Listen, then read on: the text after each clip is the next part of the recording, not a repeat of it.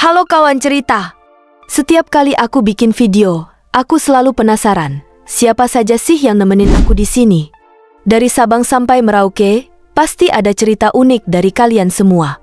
Yuk, kasih tahu aku kamu dari kota mana, supaya aku bisa merasa lebih dekat dengan kalian.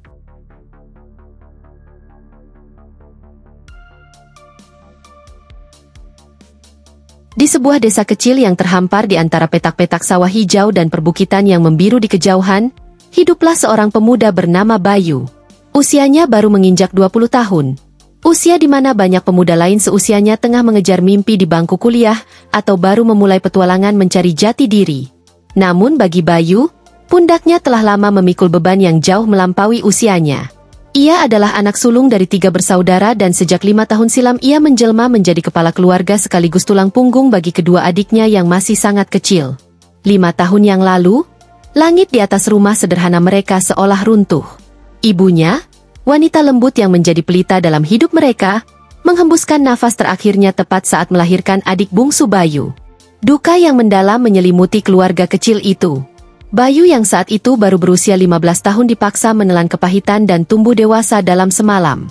Tangis adik bungsunya yang baru lahir seolah menjadi genderang dimulainya babak baru penuh perjuangan dalam hidupnya. Pukulan tak berhenti sampai di situ.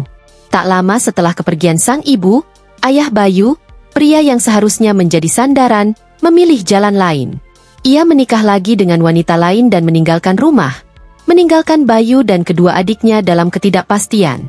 Rumah yang dulu hangat kini terasa lengang dan dingin.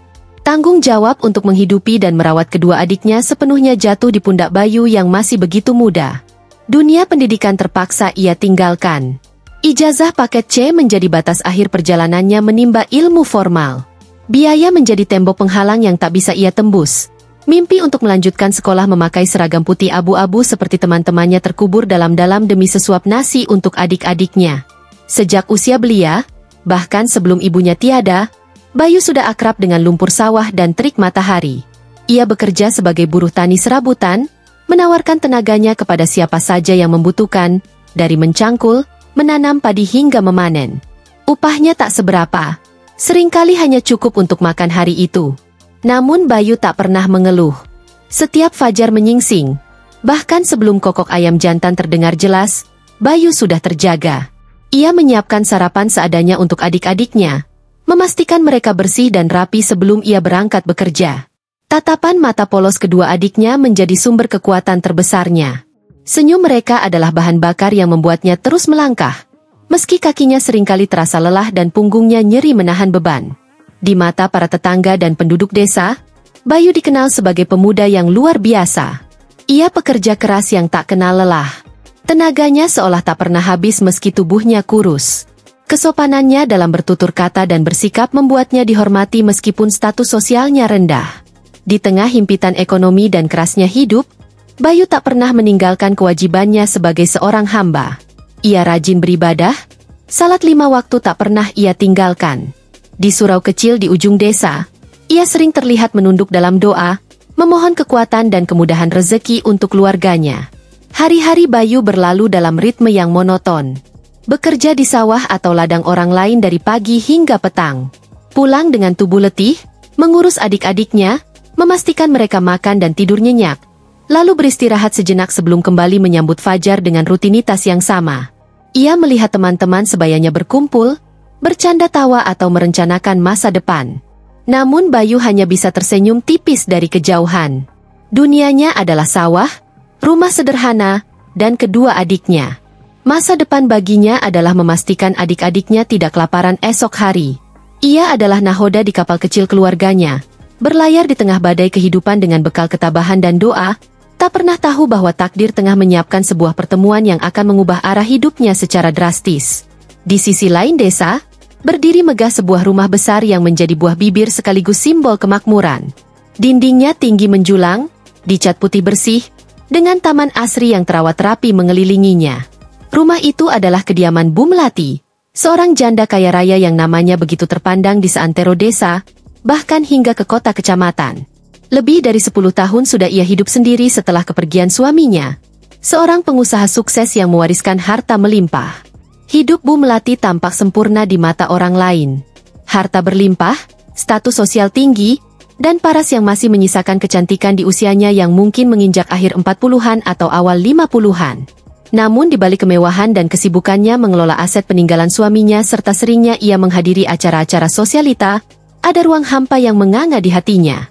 Kesepian menjadi tamu setia yang kerap datang tanpa diundang, terutama di malam hari ketika rumah besar itu terasa semakin senyap. Banyak pria, dari pengusaha hingga pejabat desa, mencoba mendekatinya, menawarkan pendampingan hidup atau sekadar perhatian. Namun Bu Melati selalu menolak dengan halus. Entah karena belum bisa melupakan mendiang suaminya, atau karena ia belum menemukan sosok yang benar-benar tulus, bukan sekadar mengincar harta dan statusnya. Ia merindukan ketulusan, sesuatu yang terasa semakin langka di dunianya yang gemerlap. Suatu pagi, saat tengah mengawasi kebun bunga kesayangannya di halaman belakang, Bu Melati menghela napas panjang. Tukang kebun lamanya, Pak Darto, yang sudah mengabdi bertahun-tahun, akhirnya memutuskan pensiun karena usia tua dan ingin pulang kampung. Kebun yang luas dan sawah yang membentang di belakang rumah membutuhkan perawatan intensif. Bu Melati membutuhkan pengganti secepatnya. Seseorang yang bisa dipercaya, rajin, dan mau belajar. Ia sempat meminta bantuan beberapa orang kepercayaannya untuk mencarikan, namun belum ada yang cocok. Di saat yang hampir bersamaan, Bayu tengah berjalan lesu menyusuri jalan setapak sepulang dari ladang garapan milik tetangga yang baru saja selesai dipanen. Pekerjaan berikutnya belum ada di depan mata. Pikiran tentang beras yang menipis di rumah dan kebutuhan sekolah adik keduanya mulai menghantuinya. Langkahnya terhenti tepat di depan gerbang tinggi rumah Bu Melati. Ia sering melewati rumah ini, selalu merasa segan, bahkan hanya untuk melirik lama. Tapi hari itu, entah kenapa, ia melihat secari kertas tertempel di pos satpam dekat gerbang. Dibutuhkan tukang kebun, rajin, jujur, mau bekerja keras. Hubungi satpam. Jantung Bayu berdegup kencang. Ini adalah kesempatan, meski ia sadar diri siapa dia. Hanya lulusan SD, pengalaman hanya sebagai buruh tani kasar, bukan perawat taman profesional. Tapi kebutuhan mendesak mengalahkan rasa mindernya. Dengan mengumpulkan segenap keberanian, ia mendekati pos satpam, bertanya tentang lowongan itu dengan suara sedikit bergetar. Satpam itu, yang sudah sering melihat Bayu lalu lalang, menatapnya sejenak lalu tersenyum ramah. "Oh, kamu Bayu, anaknya almarhumah Bu Tati kan? Yang rajin itu? Coba saja temui Bu Melati langsung." Kebetulan beliau sedang di taman belakang, ujar satpam itu seraya membukakan sedikit celah di gerbang. Dengan langkah ragu, Bayu memasuki halaman yang begitu luas dan indah, sangat kontras dengan halaman rumahnya yang sempit dan berdebu. Ia mengikuti arahan satpam menuju taman belakang. Di sana, di bawah rindangnya pohon mangga, duduk seorang wanita anggun dengan pakaian rumahan yang bersih dan rapi, tengah memandangi hamparan bunga warna-warni. Itulah Bu Melati. "Permisi, Bu," sapa Bayu dengan suara pelan dan kepala sedikit menunduk menjaga sopan santun. Bu Melati menoleh. Ia sedikit terkejut melihat pemuda kurus berpenampilan sangat sederhana berdiri di hadapannya. Ada bekas lumpur kering di ujung celananya. Wajahnya legam terbakar matahari. Namun sorot matanya jernih dan penuh hormat. "Iya, ada apa, Nak?" tanyanya lembut. "Saya Bayu, Bu. Saya dengar dari Pak Satpam Ibu sedang mencari tukang kebun.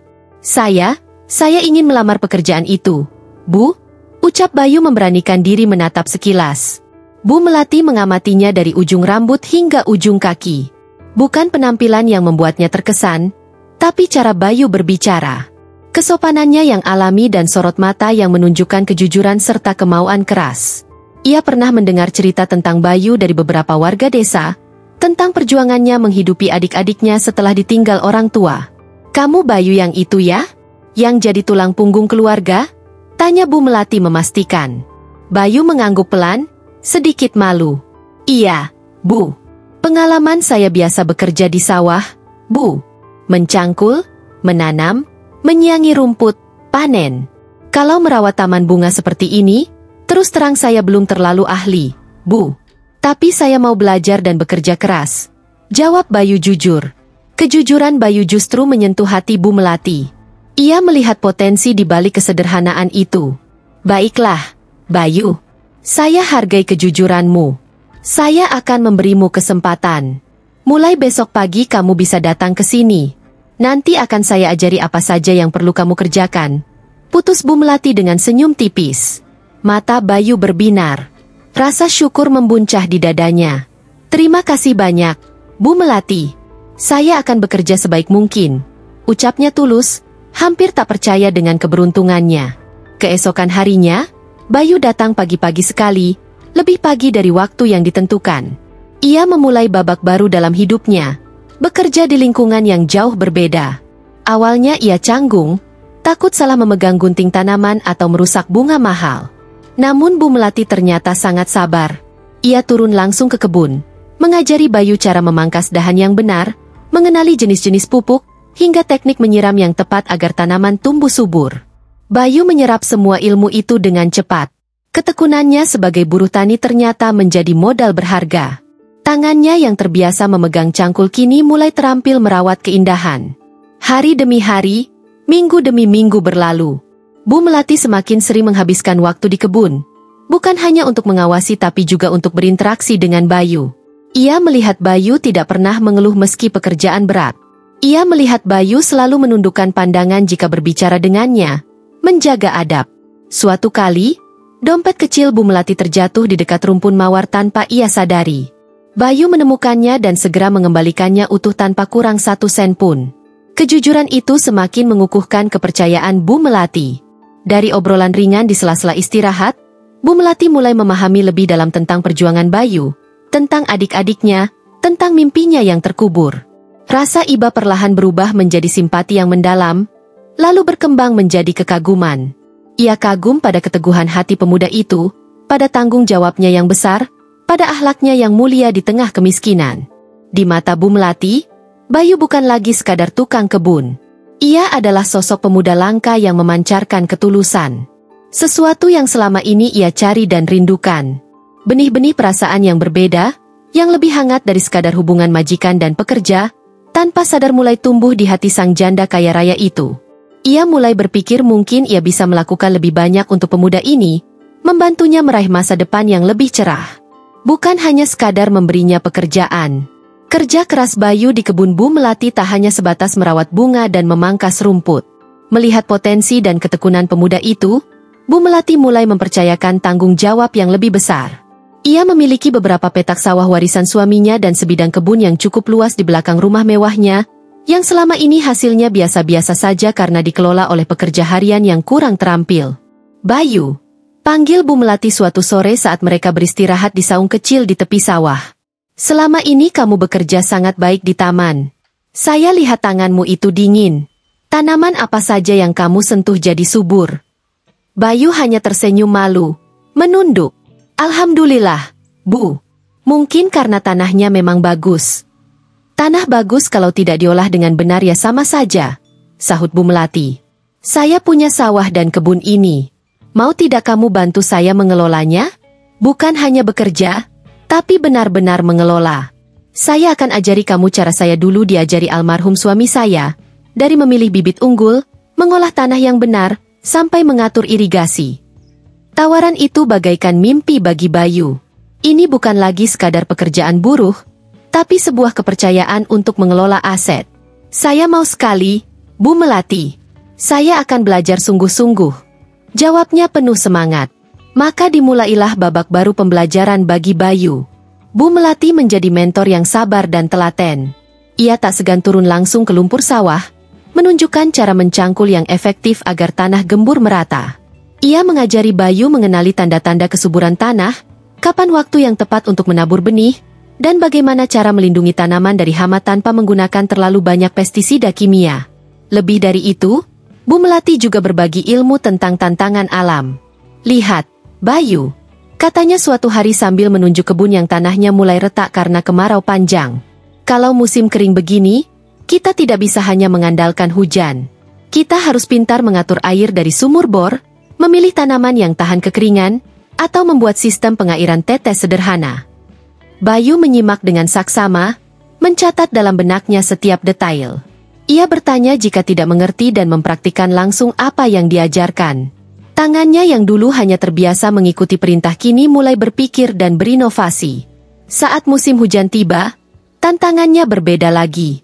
Tanah menjadi becek dan berlumpur, rawan tergenang air yang bisa membuat akar tanaman busuk. Bu Melati mengajarinya cara membuat drainasi yang baik, meninggikan bedengan tanaman sayur, dan memilih varietas padi yang tahan genangan. Ketekunan Bayu membuahkan hasil yang menakjubkan. Kebun belakang rumah Bu Melati yang dulu hanya ditanami beberapa jenis sayuran ala kadarnya, kini berubah menjadi hamparan hijau yang subur. Berbagai jenis sayuran segar tumbuh berlimpah. Cabai merah keriting, tomat ranum, terong ungu mengkilap, kangkung dan bayam yang hijau ranum. Sawahnya pun tak kalah menggembirakan. Bulir-bulir padi tumbuh lebih berisi, tegak, dan serempak. Panen pertama di bawah pengelolaan Bayu menghasilkan jumlah gabah yang jauh melampaui panen-panen sebelumnya. Bu Melati tersenyum puas melihat hasil kerja keras pemuda itu. Kepercayaan yang ia berikan tidak sia-sia.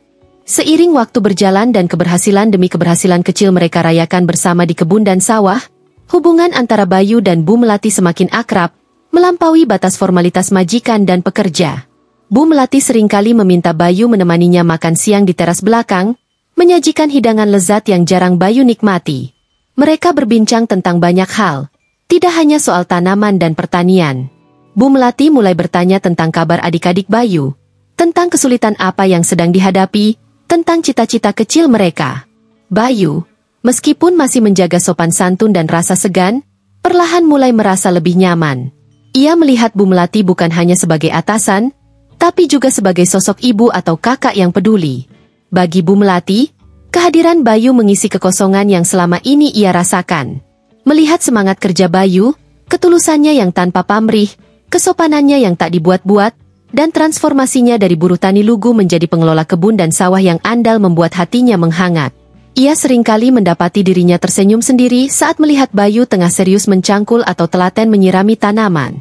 Perasaan kagum dan simpati itu perlahan bertransformasi menjadi sesuatu yang lebih dalam. Sebuah ketertarikan emosional yang tak bisa ia pungkiri lagi. Ia mulai memikirkan Bayu, bahkan saat pemuda itu tidak ada di hadapannya. Ia merasa cemas jika Bayu terlihat sedikit murung dan ikut bahagia saat melihat Bayu tersenyum lebar karena hasil panen yang bagus. Perasaan itu mulai termanifestasi dalam tindakan nyata. Awalnya hanya perhatian-perhatian kecil. Memberikan upah lebih sebagai bonus atas hasil panen yang melimpah. Membelikan baju baru untuk Bayu saat melihat bajunya sudah usang. Atau memberikan oleh-oleh makanan enak untuk dibawa pulang untuk adik-adiknya. Bayu menerima semua itu dengan rasa terima kasih yang meluap, menganggapnya sebagai kebaikan hati seorang majikan yang dermawan. Hingga suatu sore, setelah panen raya sayuran yang hasilnya sangat memuaskan, Bu Melati memanggil Bayu ke garasi rumahnya. Di sana terparkir sebuah sepeda motor baru berwarna hitam mengkilap. Masih terpasang pita merah kecil di stangnya. "Bayu, ini untukmu," kata Bu Melati lembut sambil menyerahkan kunci motor itu. Bayu terperangah, matanya membelalak tak percaya. Mulutnya terbuka sedikit tak mampu berkata-kata. Sepeda motor? Untuknya? Ini bukan lagi sekadar hadiah kecil. Ini adalah barang mewah yang tak pernah terbayangkan olehnya untuk bisa dimiliki. Bu Melati ini tidak salah?" Tanya Bayu tergagap. Jantungnya berdegup kencang. "Tidak, Bayu.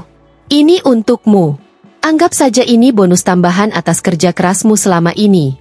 Lagi pula dengan motor ini kamu akan lebih mudah bolak-balik dari rumah ke sini, mengurus sawah dan kebun, dan juga lebih mudah kalau perlu mengantar adikmu ke sekolah atau ke puskesmas." Jelas Bu Melati, mencoba memberikan alasan yang logis dan praktis. Namun sorot matanya yang hangat dan senyumnya yang sedikit berbeda dari biasanya menyiratkan makna yang lebih dalam. Bayu menerima kunci itu dengan tangan gemetar. Rasa haru, syukur, dan bingung bercampur aduk di dadanya. "Terima kasih banyak, Bu Melati. Saya tidak tahu harus berkata apa. Ini terlalu banyak." "Sudah, tidak apa-apa. Kamu pantas mendapatkannya. Gunakan baik-baik ya," kata Bu Melati sambil menepuk pelan bahu Bayu. Malam itu Bayu pulang dengan mengendarai sepeda motor barunya. Angin malam menerpa wajahnya, membawa sensasi kebebasan yang baru. Ia merasa sangat bahagia dan bersyukur atas rezeki tak terduga ini. Adik-adiknya pasti akan sangat senang. Namun di tengah kebahagiaannya, secuil rasa tidak nyaman mulai menyusup. Kebaikan Bu Melati terasa begitu luar biasa, melampaui batas kewajaran hubungan majikan dan pekerja. Hadiah sepeda motor ini terasa seperti sebuah penanda, sebuah sinyal yang belum sepenuhnya ia pahami, namun cukup kuat untuk membuatnya bertanya-tanya. Apa sebenarnya arti dirinya bagi Bu Melati? Pertanyaan itu menggantung di benaknya, menjadi awal dari babak baru yang lebih kompleks dalam hubungan mereka. Sejak menerima sepeda motor baru, kehidupan Bayu memang menjadi jauh lebih mudah. Jarak antara rumah sederhananya dan kediaman megah Bu Melati kini bisa ditempuh dalam hitungan menit. Mengantar adik ke sekolah atau membeli kebutuhan pokok tak lagi terasa merepotkan. Namun kemudahan itu datang bersamaan dengan perubahan subtil dalam interaksi antara Bayu dan Bu Melati. Perhatian Bu Melati terasa semakin intens. Tatapan matanya seringkali menyiratkan kehangatan yang berbeda. Dan obrolan mereka kini tak jarang menyentuh ranah yang lebih personal. Meski Bayu selalu berusaha menjaga batas kesopanan. Hingga suatu senja yang tenang, ketika matahari mulai merona jingga di ufuk barat, Bu Melati memanggil Bayu untuk duduk bersamanya di gazebo taman. Udara terasa sedikit berbeda, lebih hening, dan ada raut keseriusan di wajah Bu Melati yang belum pernah Bayu lihat sebelumnya. Setelah beberapa saat hening yang terasa canggung, Bu Melati menarik napas dalam, memandang lurus ke arah Bayu yang duduk di hadapannya dengan kepala sedikit tertunduk. "Bayu," Bu Melati memulai dengan suara lembut namun mantap. "Sudah cukup lama kamu bekerja di sini. Saya sudah melihat bagaimana kamu tumbuh. Bagaimana kamu bekerja keras, bagaimana kamu menjaga amanah yang saya berikan. Lebih dari itu, saya melihat ketulusan hatimu, kesabaranmu, dan akhlakmu yang baik." Bayu mengangkat wajahnya sedikit, merasa ada sesuatu yang penting akan disampaikan. Jantungnya mulai berdegup lebih kencang. "Selama ini saya merasa kesepian, Bayu," lanjut Bu Melati. Suaranya sedikit bergetar menahan emosi. "Banyak orang mendekat. Tapi saya tahu apa yang mereka cari. Tapi kamu berbeda. Kamu hadir tanpa pamrih. Kamu tulus. Kehadiranmu entah bagaimana mengisi kekosongan di hati saya." Bu Melati berhenti sejenak, mengumpulkan keberanian. "Bayu, saya menyayangimu. Lebih dari sekadar majikan kepada pekerjanya atau kakak kepada adiknya. Saya mencintaimu." Pengakuan itu bagaikan petir di siang bolong bagi Bayu. Tubuhnya menegang. Otaknya seolah berhenti bekerja sesaat. Ia terpaku menatap Bu Melati dengan mata membelalak tak percaya. Bu Melati, wanita terpandang, janda kaya raya yang dihormati seantero desa, menyatakan cinta padanya? Padanya? Bayu, pemuda miskin lulusan paket C yang statusnya tak lebih dari tukang kebunnya? Ini adalah sesuatu yang tak pernah terlintas sedikit pun dalam benaknya. Setelah berhasil menguasai keterkejutannya, Bayu segera menundukkan kepala dalam-dalam. Rasa hormat dan segan bercampur dengan kebingungan yang luar biasa. "Bu Melati," ucapnya lirih, suaranya serak. "Maafkan saya, Bu. Saya sangat menghormati Ibu. Kebaikan Ibu selama ini tidak akan pernah saya lupakan. Tapi saya rasa saya tidak pantas, Bu. Saya hanya orang biasa, tidak berpendidikan, tidak punya apa-apa. Ibu adalah orang terpandang. Kita terlalu berbeda." Penolakan Bayu disampaikan dengan penuh hormat, tanpa sedikit pun nada merendahkan atau tidak menghargai perasaan Bu Melati.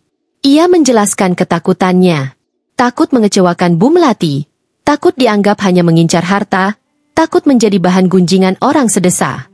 Dan yang terpenting, ia merasa belum siap untuk hubungan seperti itu. Fokus utamanya masih pada adik-adiknya dan perjuangan hidupnya.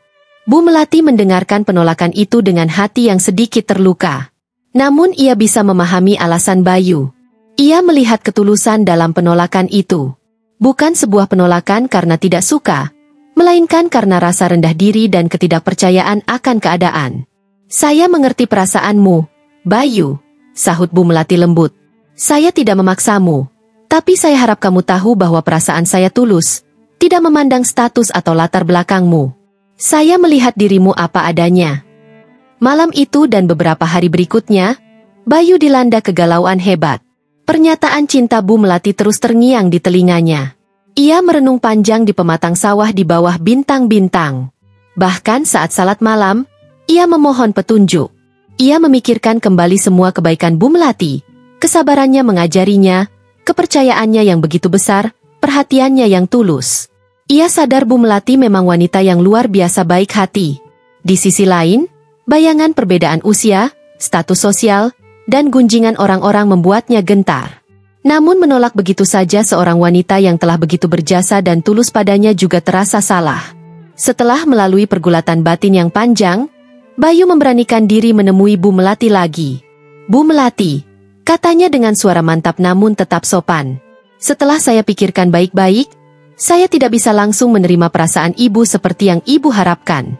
Tapi saya juga tidak ingin menyakiti hati ibu dan menyia-nyiakan ketulusan ibu. Mungkin kita bisa mencoba menjalani ini perlahan, saling mengenal lebih dalam lagi, tanpa status yang jelas dulu. Saya ingin membuktikan pada diri saya sendiri, dan mungkin pada ibu, bahwa jika suatu saat nanti hati saya benar-benar terbuka, itu bukan karena materi atau balas budi." Keputusan Bayu untuk mencoba membuka hati disambut dengan kelegaan dan senyum haru oleh Bu Melati.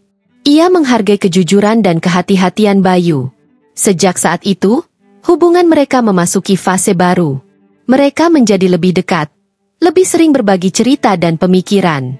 Bu Melati semakin memanjakan Bayu dengan berbagai fasilitas. Tak hanya kebutuhan pribadi Bayu yang terpenuhi, adik-adiknya pun ikut merasakan dampak positifnya. Bu Melati memastikan mereka tidak kekurangan apapun, bahkan sesekali mengajak mereka berlibur ke kota. Melihat potensi Bayu yang besar dan mungkin juga untuk memberinya perspektif hidup yang lebih luas agar tidak terus-menerus terjebak dalam keraguan, Bu Melati memberikan usulan yang mengejutkan. "Bayu, saya lihat kamu sangat pintar dan cepat belajar soal pertanian dan perkebunan. Sayang sekali kalau potensimu hanya berhenti di sini. Bagaimana kalau kamu kuliah? Ambil jurusan agribisnis. Dengan ilmu formal masa depanmu akan jauh lebih baik. Kamu bisa mengelola usaha ini lebih profesional, atau bahkan membangun usahamu sendiri nanti." Tawaran kuliah bagaikan mimpi yang tak pernah berani Bayu bayangkan. Awalnya ia menolak halus, merasa tidak pantas. Usianya sudah tidak mudah lagi untuk memulai kuliah, dan ia khawatir soal biaya serta meninggalkan adik-adiknya. Namun Bu Melati dengan sabar meyakinkannya, "Soal biaya, serahkan pada saya. Soal adik-adikmu, kita bisa cari solusi.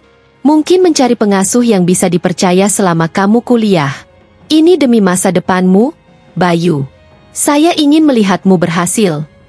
Dorongan kuat dari Bu Melati akhirnya meluluhkan keraguan Bayu. Dengan dukungan penuh dari wanita yang kini menempati posisi istimewa di hatinya itu, Bayu pun mendaftar kuliah di jurusan agribisnis di sebuah universitas di kota terdekat.